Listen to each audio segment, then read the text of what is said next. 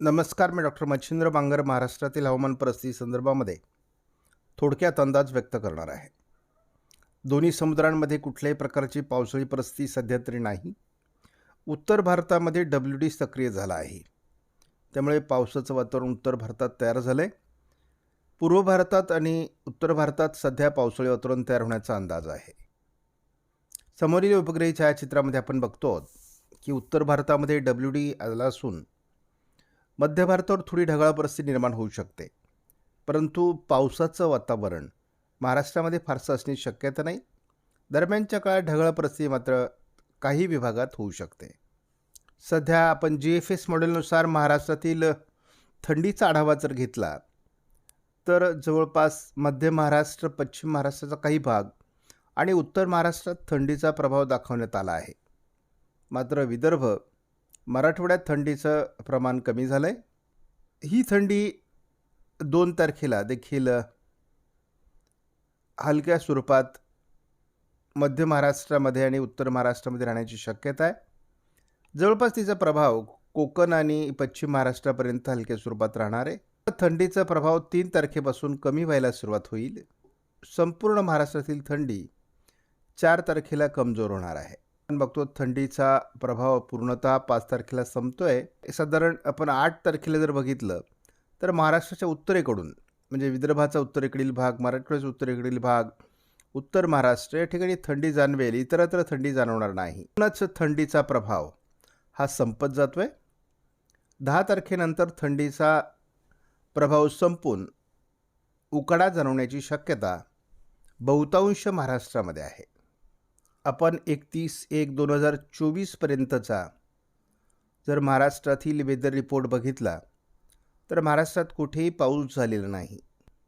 मात्र आपण साधारण 1 ऑक्टोबर ते 31 जानेवारी या 4 महिन्यामध्ये अहमदनगर, पुणे, रत्नागिरी आणि सिंधुदुर्ग, थोड्या हलक्या प्रमाणामध्ये सातारा या ठिकाणी पावसाची नोंद झाल्याचं दाखवण्यात आलं आहे. इतरत्र फारसं पावसाळी वातावरण झालेलं नाही. म्हणजे हा मान्सूनोत्तर जो कालावधी आहे 4 महिन्याचा, या ठिकाणी महाराष्ट्रात फारसं पावसाचं वातावरण राहिलेलं नाही. GFS मॉडेलनुसार आपण बघतो आहोत की सध्याचं वातावरण हे उत्तर भारतातील WDचं आहे. तसं दक्षिण भारतात किंवा मध्य भारतात पावसाचं वातावरण नाही. उत्तर भारतातील WD देखील फारसा प्रभावी नाही. मात्र 3 तारखेला येणारा WD हा जास्त भागात पावसाळी वातावरण तयार करण्यास कारणीभूत ठरेल. आपण बघतो की 4 तारखेला त्याचा प्रभाव उत्तर भारतात असेल, 5 तारखेलाही प्रभाव असेल, परंतु 6 तारखेपासून याचा प्रभाव कमी होईल. त्यानंतर मात्र आपण बघतो 10 तारखेला विदर्भ, मराठवाड्यात पावसाचे संकेत GFS मॉडेलने दिले आहेत. आणि आपण संपूर्ण भारताचं निरीक्षण केलं तर केवळ याच भागात पावसाचं वातावरण तयार होतं आहे आणि या ठिकाणी कमी दाबाच्या वातावरणामुळे हे पावसाचं वातावरण तयार होऊ शकतं असा प्राथमिक अंदाज आहे. या संदर्भात आपण स्कायमेटचाही अंदाज पाहत असतो. भारतामध्ये WD आपण आलेचं 1 तारखेला बघतो. 2 तारखेला प्रभाव थोडा कमी होईल. 3 तारखेला ताकदवर अशा प्रकारचा WD उत्तर भारतात येतोय. त्याचा प्रभाव 4 तारखेला राहणार आहे, 5 तारखेला राहणार आहे. 6 तारखेपासून GFS मॉडेलप्रमाणेच पूर्व भारताकडे वातावरण सरकेल आणि नंतर पाऊस उघडेल. आपल्या सर्वांना माहिती आहे की ECMWF मॉडेलचा अंदाज महाराष्ट्रामध्ये अतिशय उपयुक्त ठरतो आणि त्या दृष्टीने आपण अंदाज सांगत असतो. उत्तर भारतात सध्या WD सक्रिय होतोय. महाराष्ट्रामध्ये आपण बघतो कुठल्याही प्रकारचं पावसाळी वातावरण सध्या तयार होण्याचा अंदाज नाही. उत्तर भारतात मात्र WD सक्रिय राहणार आहे. 2 तारखेचा अंदाज आपण बघतो. 3 तारखेला WDच्या वातावरणात वाढ होण्याची शक्यता आहे. 4 तारखेला उत्तर भारतामध्ये आणि पूर्व भारतामध्ये पावसाळी वातावरण राहण्याचा अंदाज आहे. आपण बघतो 5 तारखेला मात्र हे वातावरण पूर्व भारताकडे सरकण्याची शक्यता आहे. साधारण 6 तारखेनंतर WDचा प्रभाव कमी होण्याची शक्यता आहे. ECMWF मॉडेलने मात्र महाराष्ट्रामध्ये 10 तारखेला पावसाचं वातावरण फारसं दाखवलेलं नाही. मात्र ढगाळ परिस्थितीचे विदर्भात संकेत दिले आहेत. GFS मॉडेल मात्र अजूनही 11 तारखेला विदर्भात पावसाची शक्यता वर्तवत आहे. 12 तारखेला देखील विदर्भात पावसाचा अंदाज GFS मॉडेलने व्यक्त केला आहे. परंतु जोपर्यंत ECMWF मॉडेल हे अंदाज दाखवत नाही, तोपर्यंत आपण हा अंदाज कायम समजणार नाही. 16 फेब्रुवारीपासून दोन्ही समुद्रांमध्ये पावसास अनुकूल अशा प्रकारची स्थिती जी नव्हती, ती हळूहळू तयार होण्याची शक्यता आहे.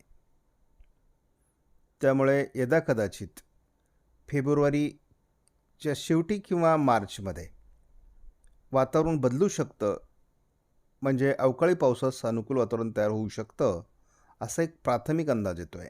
आपण या मॉडेलमध्ये बघतो तर दोन्ही समुद्रांमध्ये उच्च दाबाची स्थिती असल्यामुळे पावसाळी वातावरण तयार होण्याचा कुठलाही अंदाज नाही. दरम्यानच्या काळात केवळ उत्तर भारतात WHD सक्रिय झाल्यामुळे पावसाळी वातावरण राहील.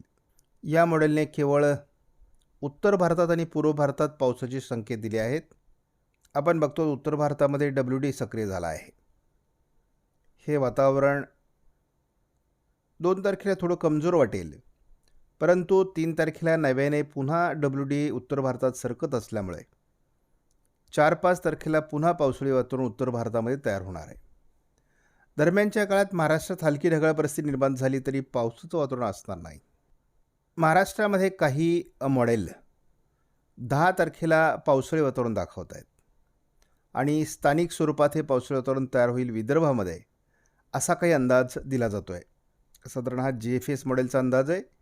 परंतु जोपर्यंत ECMWF मॉडेल हा अंदाज देत नाही, तोपर्यंत आपण तो ग्राह्य मानत नाही. मात्र आपण हवामानात बदल होत आहेत हे मात्र मान्य करावं लागेल. बंगालच्या उपसागराच्या दिशेने थोडी ढगाळ परिस्थिती तयार होण्याचा अंदाज स्पष्टपणे दिसतोय.